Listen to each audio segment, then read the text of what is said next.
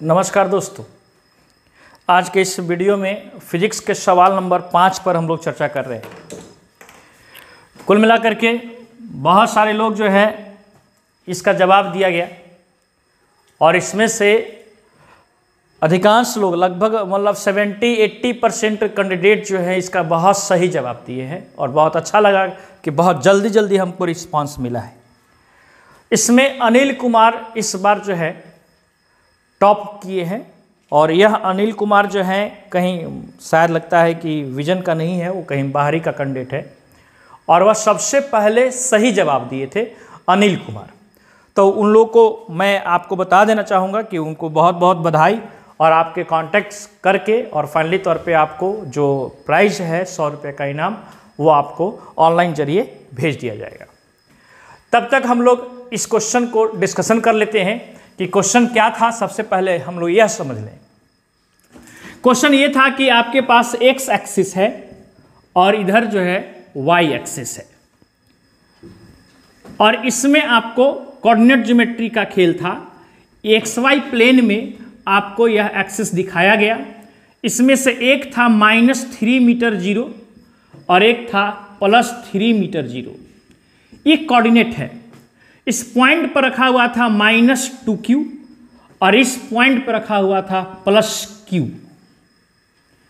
और फाइनली तौर पर आपको लोकस बताना था। लोकस xy प्लेन में वैसा लोकस जिस लोकस के प्रत्येक बिंदु पर पोटेंशियल 0 हो, इंटेंसिटी 0 नहीं हो, पोटेंशियल 0 हो, इस बात का ध्यान देना था। तो कुल मिलाकर के लोकस जब निकालना होता है तो हम लोग कहीं भी कोई एक पॉइंट कंसिडर कर लेते हैं। चलो हम लोग कोऑर्डिनेट ज्योमेट्री के फॉर्म में x और y कंसिडर कर लीजिए कि कोई एक पॉइंट P है जिसका कोऑर्डिनेट x और y है और कुल मिलाकर के इस पर नेट पोटेंशियल पहले हम लोग निकाल लेते हैं। तो दो पॉइंट चार्ज यहां और यहां रखा हुआ है और आप यहां x y अगर कह रहे हैं तो x का मतलब यहां से लेकर यहां तक का दूरी, यहां से लेकर यहां तक का दूरी और यहां से लेकर यहां तक 3 मीटर हो गया। तो एक तरीके से कह सकते हो कि यहां से लेकर यहां तक का नेट डिस्टेंस क्या होगा। तो ये चीजें अगर आप देख लेंगे, अगर इसके हिसाब से फर्स्ट चार्ज अगर हम लोग r1 दूरी मान लेते हैं तो r1 बराबर आप क्या लिख सकते हैं, तो यहां से लेकर यहां तक में यह 3 हो गया और यह x हो गया, तो टोटल हो गया 3 + x और यह बेस का काम करेगा, इसका स्क्वायर प्लस इसका हाइट का काम y से हो जाएगा, तो y का स्क्वायर और इसका अंडर रूट। ये हो गया फर्स्ट चार्ज से इसकी दूरी। अब सेकंड चार्ज से इसकी दूरी निकालना है। तो सेकंड चार्ज से यदि दूरी निकालने के लिए अगर हम बात करें तो इसको r2 मान लेते हैं। तो यहां से लेकर यहां तक 3 मीटर है और इसमें यदि हम x यहां से यहां कंसीडर करें तो यह कितना बच जाएगा, तो 3 में x घटा देंगे तो यह कितना बचेगा 3 - x। तो कुल मिलाकर के r2 कितना हुआ, तो अंडर रूट 3 - x का whole square plus y square. ध्यान रखिएगा, कहीं भी पोटेंशियल निकालना हो तो यह डिस्क्रीट डिस्ट्रीब्यूशन है। पहले इससे इसकी दूरी निकाल लिए, इससे इसकी दूरी निकाल लिए। अब सिंगल चार्ज के कारण पोटेंशियल का फॉर्मूला होता है kq/r। इसमें डायरेक्शन का कोई रोल नहीं होता। कुछ लोगों ने गलती किया है और कहां कहां गलती किया है इसको भी अच्छी तरीके से समझ लीजिए। कॉपी पे तो बना करके ले आए, फाइनल 4 मीटर इसका रेडियस ही बता रहे हैं, कोऑर्डिनेट भी आप सही बता दिए, लेकिन कैलकुलेशन के दौरान आप कहीं ना कहीं कुछ न कुछ बेसिक बारीकियां गलती किए हैं, उसको भी हम बताते चलेंगे और आप इसको ध्यान भी देते चले जाइएगा। ये सब्जेक्टिव टाइप का क्वेश्चन है और इसमें आपको सब कुछ पर ध्यान देना पड़ता है। स्पष्ट तौर पर यह बात मान ली गई कि P कोई एनी पॉइंट है जिसका कोऑर्डिनेट x और y है और पहले हम -2q से दूरी निकाल लिए और फिर +q से इसकी दूरी निकाल लिए। अब हम लोग पोटेंशियल निकालेंगे। तो अगर हम -2 के कारण अगर देखा जाए तो फॉर्मूला बनेगा -k, माइनस को हम लोग फिलहाल यहीं पे लेके चलते हैं, आगे चलकर बात कर लेंगे, बाई r1। r1 के जगह पे क्या लिखोगे √3 प्लस एक्स का whole square plus y square. ऐसे ही V2 निकालेंगे, तो V2 के कारण अगर निकालेंगे तो K, और इसका क्या है आवेश प्लस Q। मैंने कहा था कि पोटेंशियल के दौरान साइन सहित लेकर के चलते हैं, और यहां पर फॉर्मूला कहां पर बनेगा, तो 3 माइनस एक्स का whole square plus y square. अब कुल मिलाकर के अगर हम P पॉइंट पर देखें तो देखिए यहीं पे कई लोग गलती किए हैं। नेट पोटेंशियल के लिए क्या किए कि इसको और इसको बराबर कर दिए, जबकि बराबर थोड़े होगा। नेट पोटेंशियल है V1 प्लस V2, और यह क्या होना चाहिए 0। नियमतः इसी तरीके से हम लोग चलेंगे। अब बराबर यदि हम करने की बात करेंगे तो यह इधर माइनस में आ जाएगा। गौर करो कि K minus 2Q by √3 plus x का whole square plus y square plus V2, तो V2 कितना हुआ, तो K plus Q by √3 minus x का whole square plus y square, और यह नेट पोटेंशियल क्या होना चाहिए, तो 0 होना चाहिए क्वेश्चन के मुताबिक। कई लोग क्या किए कि इसको बराबर कर दिए, बराबर करके काटना शुरू कर दिए, जबकि इधर माइनस है इधर प्लस है। तो ये चीजें आपको ध्यान देनी पड़ेगी। अब भले ही आप इसको क्या कर सकते हैं, इसको इस तरफ भेज सकते हैं, तो इससे फर्दर जो आपके पास जो आपका शेप ले रहा है इतना अंडर बारीक चीज है, लेकिन इस सब पर ध्यान देना पड़ेगा। सब्जेक्टिव टाइप का क्वेश्चन है, आंसर सिर्फ मिला लेने से नहीं होगा। ये इस तरफ आएगा तो माइनस में चला जाएगा, और बाई √3 माइनस एक्स का whole square plus y square. अब गौर करो माइनस और माइनस क्या होगा, तो कटेगा। कई लोग क्या कर दिए, बराबर कर दिए और माइनस पर ध्यान ही नहीं दिए, जबकि मायने रखता है। यहां पर Q से Q कट गया, K से K कट गया, और फाइनली तौर पर अब अगर यहां देखें तो यह 2 है और यह रूट में है, तो कुल मिलाकर के बराबर करने के लिए दोनों तरफ हम स्क्वायर कर रहे हैं ताकि रूट समाप्त हो जाए।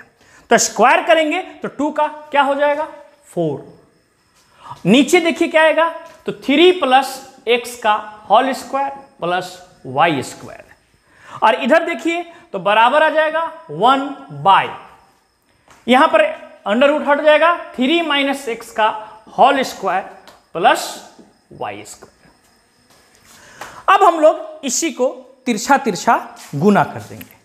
आप लोग इसको नोट करते चले जाइएगा, अगर देख लीजिएगा तो सही है।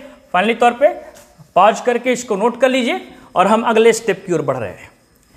कुल मिलाकर के इससे अगर हम आगे बढ़ेंगे तो तिरछा तिरछा यदि गुना करते हैं तो क्या आएगा, तो 4 3 माइनस एक्स का whole square plus 4 y square बराबर 3 प्लस एक्स का whole square plus y square.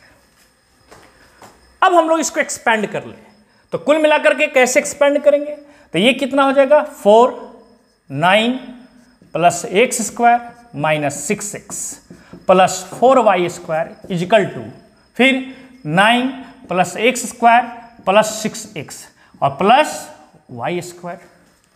गौर करना, कुल मिलाकर के यह 4 है, इसको हम गुना करने जा रहे हैं, तो ये कितना हो जाएगा 36 4x स्क्वायर और 24x plus 4y square equal to 9 plus x square plus 6x plus y square. देखो आप लोग फास्ट भी कर सकते हो, एक लाइन मतलब छोड़ करके भी आगे बढ़ सकते हो, लेकिन मैं तो कंप्लीट एक सॉल्यूशन दे रहा हूं। अब यहां पर एक्स स्क्वायर यहां है, 4x स्क्वायर यहां है, तो यह इधर लेके चले आइए, 3x स्क्वायर हो गया। 4y स्क्वायर यहां है, वाई स्क्वायर इधर है, इधर आके आइए तो 3y स्क्वायर हो गया। अब आगे आइए, फिर देखिए तो क्या आ रहा है, यहां पर माइनस 24x है और यह प्लस 6x है, ये इधर आएगा तो प्लस नहीं माइनस में आ जाएगा, माइनस 30x।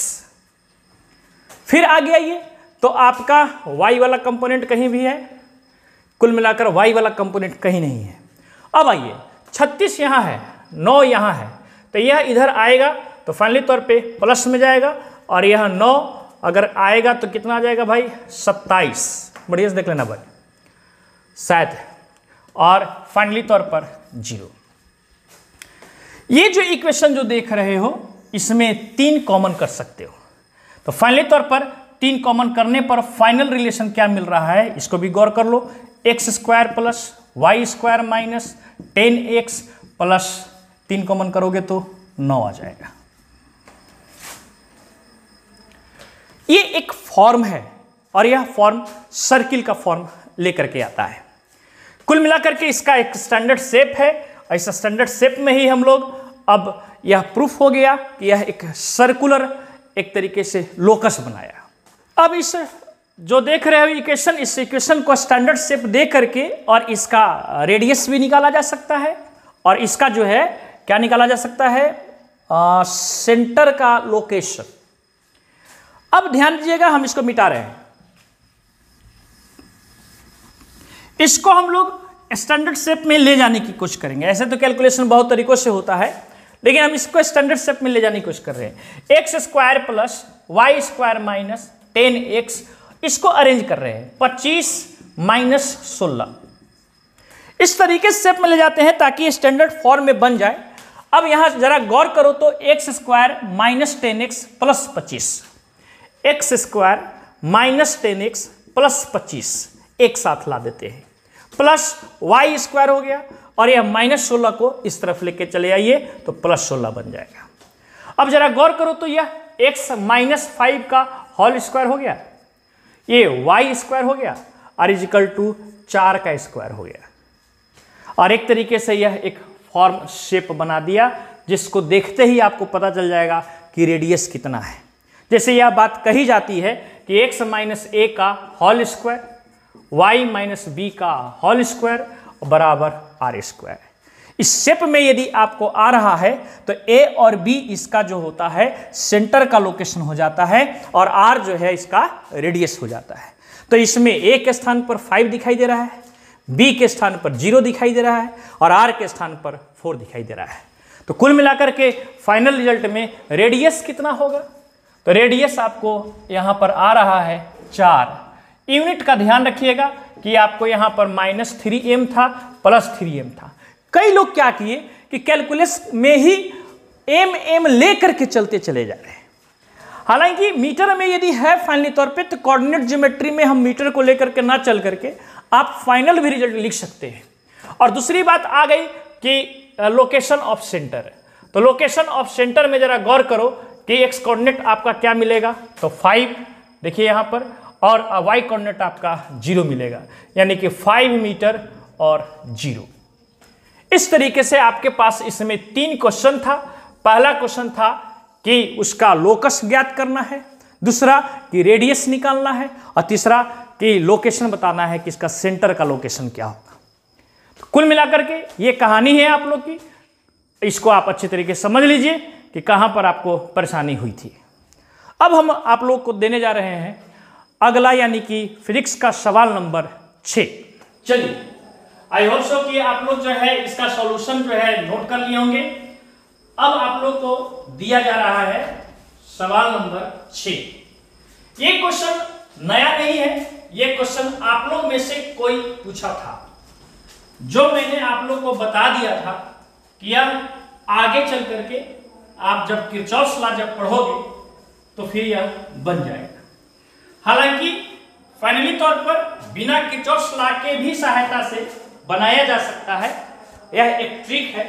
और आप लोग को मैंने कहा था कि इसको बना करके दिखाइएगा, ये आप लोग में से कोई भी इसको बना करके दिखाने की जरूरत नहीं समझे, और जब जरूरत नहीं समझे अब आपको जरूरी हो जाएगा। ये शायद लगता है कि शुभम ने इस क्वेश्चन को दिया जिसमें व्हीटस्टोन ब्रिज था, और कुल मिलाकर के व्हीटस्टोन ब्रिज में आपको इफेक्टिव कैपेसिटी निकालना था। दरअसल हम आपको इसलिए दे रहे हैं क्योंकि जरूरी नहीं कि यह किरचॉफ्स लॉ से ही बने, एक और तरीका होता है इसको बनाने का। लेकिन अब वह तरीका आपको पता है कि नहीं पता है हमें नहीं मालूम, लेकिन हम फिर भी अगर आपको किरचॉफ्स लॉ से ही बनाना है तो उससे भी बनाइए, या नहीं भी बनाना है तो दूसरा तरीका अपनाइए, ये आपकी मर्जी है। आपको दरअसल इसका इफेक्टिव कैपेसिटी निकाल करके हमें बताना है। इसमें आप लोग का वैल्यू हम चेंज कर दे रहे हैं कि इसका वैल्यू क्या होगा। कुल मिलाकर के इसको हम 2 कर दे रहे हैं, इसको 3 कर दे रहे हैं, ये 3 कर दे रहे हैं, इसको 2 कर दे रहे हैं और इसको 4 कर दे रहे हैं। और फाइनली तौर पर इसका इफेक्टिव कैपेसिटी क्या होगा ये आपको बताना है और हम आपको यह क्वेश्चन नंबर 6 के रूप में ये आपको दे रहे हैं। जल्दी से और सही जवाब आप इसका बना करके दीजिएगा। प्रोसेस आपका बिल्कुल सही होना चाहिए और उसके हिसाब से फिर सही जवाब देने पर चाहे कोई प्रोसेस से आप बनाइए। आपका अगर प्रोसेस यदि किरचॉफ लॉ है तो वो भी बनाइए और नहीं भी तो अगर कोई अल्टरनेट उपाय है, मैं आपको इसके 2 उपाय बताऊंगा। लेकिन फिलहाल यह क्वेश्चन आपको मैंने दिया था, आप नहीं बनाए थे, यह क्वेश्चन नंबर 6 के रूप में हम आपको दे रहे हैं।